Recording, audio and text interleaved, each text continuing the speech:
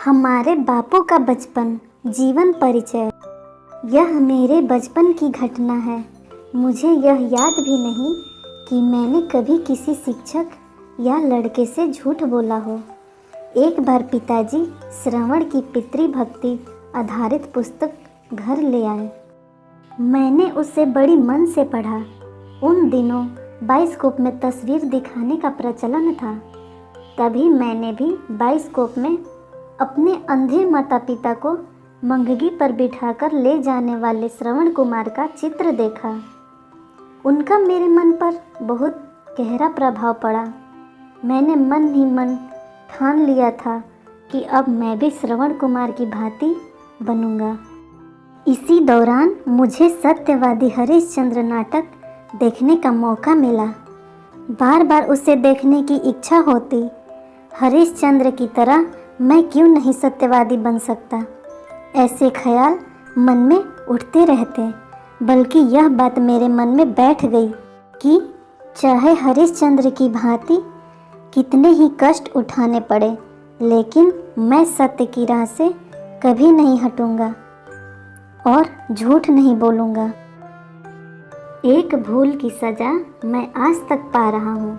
पढ़ाई में अक्षर अच्छा होने की आवश्यकता नहीं, यह गलत विचार मेरे मन में इंग्लैंड जाने तक रहा।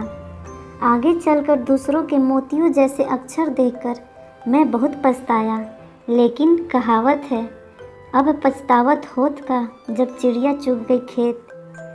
मैंने देखा कि अक्षर बुरे होना अपूर्ण शिक्षा की निशानी है। बाद में मैंने अपनी लेखनी सुधारने का प्रयास भी किया, परंतु पके घड़े पर कहीं मिट्टी चढ़ सकती है। सुलेख शिक्षा का एक आवश्यक अंग माना गया है। उसके लिए चित्रकला सीखनी चाहिए। बालक जब चित्रकला बनाकर सीख जाता है, तब यदि अक्षर लिखना सीखे तो उसके अक्षर मोतियों जैसे बनते हैं। मैंने एक पुस्तक में पढ़ा था कि खुली हवा में घूमना स्वास्थ्य के लिए लाभकारी होता है।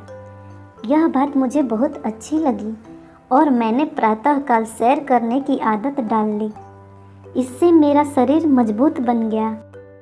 अपने आचरण की ओर मैं बहुत ध्यान देता था, इसलिए यदि मुझसे कोई भूल हो जाती तो मेरी आंखों में आंसू भर आते।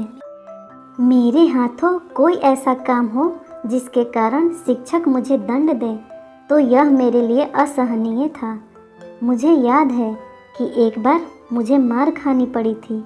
मुझे उस मार का दुख न था, पर मैं दंड का पात्र समझा गया, इस बात का बहुत दुख था।